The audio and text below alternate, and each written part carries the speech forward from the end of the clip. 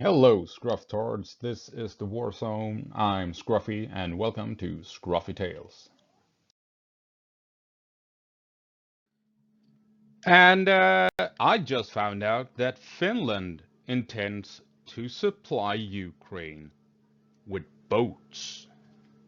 So let's take a look at it.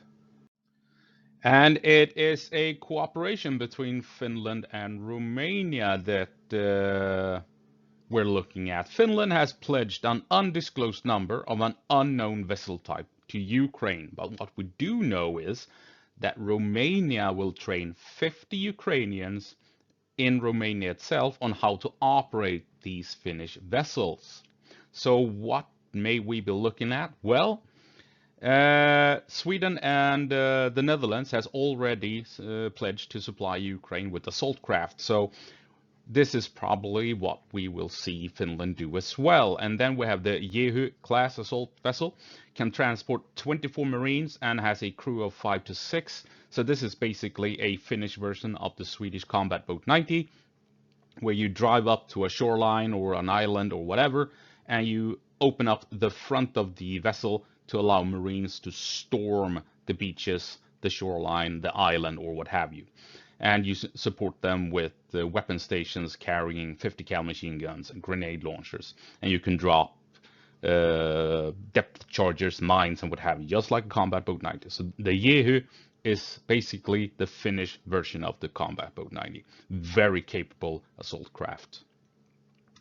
And the Jehu has a smaller brother, the Jormo. Jormo, I don't know. The Finns are gonna hate me. Sorry. And the Jormo class assault vessel can carry 20 Marines and only has a crew of 2. Now, and like I said, both these vessels are armed with heavy machine guns and can carry grenade launchers and what have you.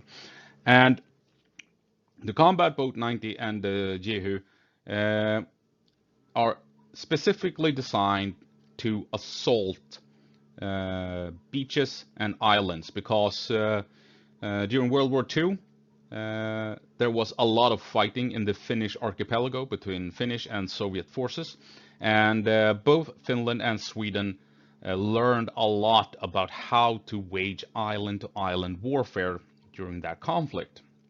So these boats are tailor-made for fast, rapid deployment lightning strikes in an archipelago with thousands of islands. And these vessels are obviously excellent for Ukraine if they want to cross the Dnipro River. So what are we looking at? Well, Sweden and the Netherlands have provided, or already pledged, I should say, Ukraine to receive 13 combat boat 90 and 52 high-speed transport boats. Sweden will provide 10 combat boat 90 and the Netherlands will provide 3. So if we're looking at 50 Ukrainians being trained on the Finnish boats, I'm thinking the Jehu class might be what we're looking at, because that would give Ukraine roughly 10 Jehu boats, right? So 13 combat boat 90, 10 Jehu class assault craft, supported by these 52 high-speed transport boats. I mean, the evidence is quite clearly pointing to that Ukraine wants to increase the pressure in and around Kherson and the Dnipro River, and potentially expanding the beachhead around Krinky. So I believe that this is the main battlefield of 2024. Ukraine is very much ramping up its amphibious capabilities, its maritime capabilities, and we will see more than likely a lot of activity along the Dnipro, and more than likely this area here where we have Krinky, where Ukraine already has established a beachhead. They will probably rely on these vessels to ferry across hundreds of soldiers in very short order to expand their hold on the southern end here. They also have a foothold here at the Antonivka Bridge. Slightly to the east of it, there's another bridge there, a railway bridge that I think the Ukrainians are very much interested in. So you have the main bridge, a railroad bridge, and the Ukrainians have established a foothold. So we will probably see Ukraine expanding their territory, their hold here and here. And there is, of course, also the option of attacking the peninsula over here.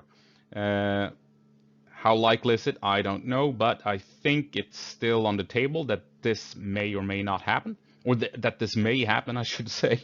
But more than likely, we will see a lot of troops getting ferried over at Krinky. So this is where I think we will see the main battlefield evolve in 2024, because this is how you deal with a massive defensive line. The Germans had to do it in World War II. They had to bypass the Maginot Line through Belgium. The Allies knew that was going to happen. That was the plan all along, to destroy the Germans in Belgium. The Germans had no other chance, so they had to come up with a sneaky way to deal with the Allies, and that's when they bypassed them in turn through the Ardennes Forest. But anyway, what you do if you have an impregnable defensive line, you have to bypass it somehow, and they went through Belgium. The Allies did the same thing in the Gulf War. The Iraqis had a big, massive defensive line between Kuwait and Saudi Arabia. So what the Americans did, they had to bypass those defenses and went through the desert. So that is what Ukraine has to do here. They have only one hope of bypassing Russian defenses, and that is crossing the river and assaulting this area here between Kherson and Crimea. That should be way less of an obstacle than pushing through the actual Surovikin line. So that is why I think this is the main battlefield of 2024. That's it. That's all I have for you now. Let me know what you think of it down in the comment section if you have any thoughts, or if you're from Finland, go easy on me with the pronunciations, okay? I know I probably deserve a punch across the jaw, but go easy on me. Anyway, that's it. As always, gå på marsch, Ukraine. Give them hell.